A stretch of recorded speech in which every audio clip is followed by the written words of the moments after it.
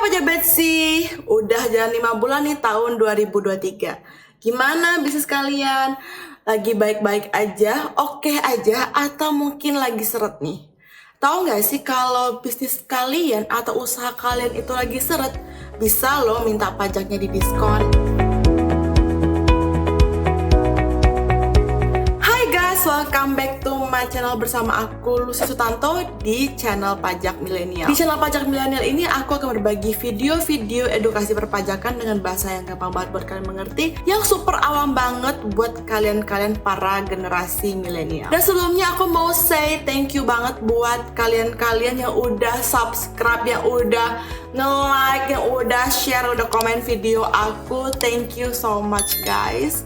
Dukungan kalian ini memberi arti buat aku supaya aku itu konsisten terus untuk menjalankan channel YouTube aku ini guys. Dan karena ini isinya itu adalah konten edukasi, edukasi perpajakan gitu ya guys ya. So jangan banget di skip nontonnya. Nontonnya tuh dari awal sampai akhir ya.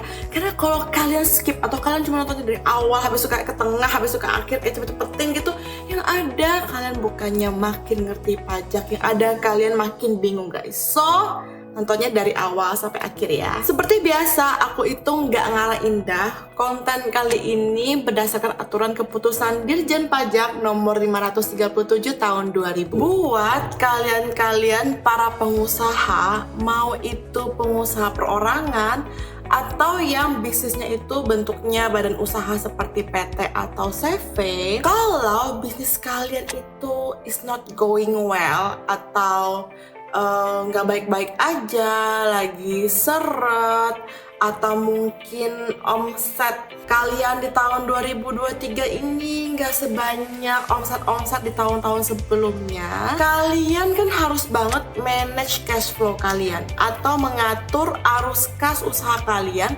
supaya jangan sampai kalian itu nggak punya uang tunai di tangan atau di bank kalian. Kalau kalian itu usahanya itu udah 4,8 miliar ke atas tuh omsetnya, atau kalian buat perorangan yang hitung pajaknya pakai norma perhitungan penghasilan neto atau NPPN, kalian kan harus bayar yang namanya angsuran PPh pasal 25 setiap bulan. Jadi kalau khusus untuk kalian yang harus bayar angsuran PPh pasal 25 dan bisnis kalian itu lagi nggak baik-baik aja, kalian bisa minta ke orang pajak buat ngurangin angsuran PPh pasal 25 kalian yang kalian bayarin setiap bulannya. Buat kalian yang belum tahu itu PPh pasal 25, angsuran PPh pasal 25 itu apaan, aku bikin simulasi simpelnya ya guys. Misalnya nih ya, omset setahun kalian itu 5 miliar ya. Berarti 5 miliar kalian udah nggak bisa lagi pakai tarif 0,5% itu ya guys. Karena kan udah di atas 4,8 miliar dalam setahun tuh omsetnya. Dan kalau omset kalian itu udah lebih dari 4,8 miliar dalam setahun, kalian harus ngelakuin pembukuan. Omset setahun 2022 kemarin misalnya 5 miliar nih ya. Terus ada harga pokok penjualan atau cost of goods sold nya itu berapa ya, terus lagi itu ada dongnya biaya-biaya hariannya, misalnya biaya gaji, biaya listrik, biaya transportasi, biaya bensin, biaya lain-lain lah. Itu intinya tuh harus berkaitan dengan usaha kalian ya.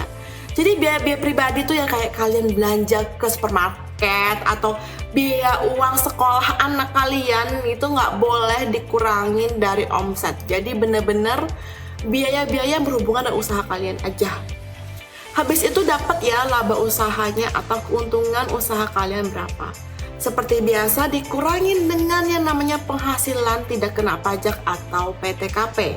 Aku anggap ini PTKP-nya tuh diri sendiri aja ya. Anggap aja ini masih single ceritanya, belum kawin, belum punya anak, belum ada tanggungan.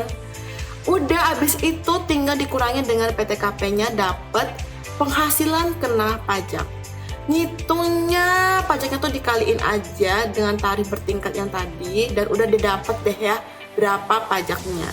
Aku anggap aja ini nggak pernah dapat bukti potong pajak apapun, jadi kredit pajaknya itu nggak ada ya. Dan ini deh ya pajak yang harus dibayar untuk SPT tahunannya. Jangan lupa kalian juga harus bayar PPh pasal 25 per bulannya. Angsuran PPh pasal 25 tiap bulan ini itu udah harus kalian bayarin dari bulan April 2023 sampai dengan bulan Maret 2024. Jadi angsuran PPh 25 ini bayar tiap bulan ya guys ya.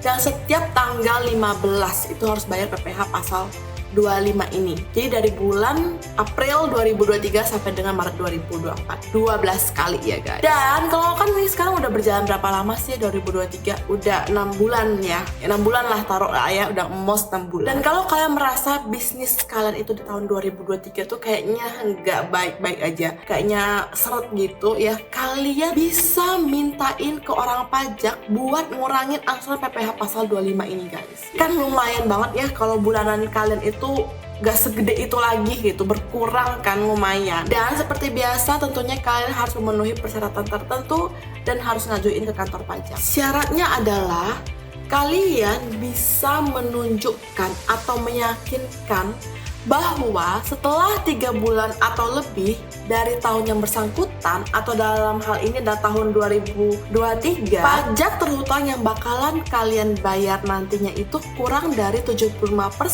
dari pajak terhutang yang dijadikan sebagai angsuran PPh pasal 25. Gampangnya gini guys ya, tadi di contoh tadi itu ya, misalnya di tahun 2022 kan kalian harus bayar pajaknya itu adalah 65,5 juta. Terus misalnya nih ya, di tahun 2023 ini perkiraannya yang bakalan kalian bayar itu adalah 25 juta ya. Berarti 25 juta dibagi dengan 65,5 juta dikali 100% itu hasilnya adalah 38%. Nah, kalau hasil 38% artinya itu masih di bawah 75% kan guys. Berarti kalian memenuhi syarat. Supaya kalian bisa menunjukkan atau meyakinkan orang pajak kalau kalian itu memang layak mendapatkan pengurangan PPh pasal 25, kalian harus bikin yang namanya laporan proyeksi atau laporan perkiraan yang menunjukkan bahwa kalian tuh memenuhi syarat tadi tuh,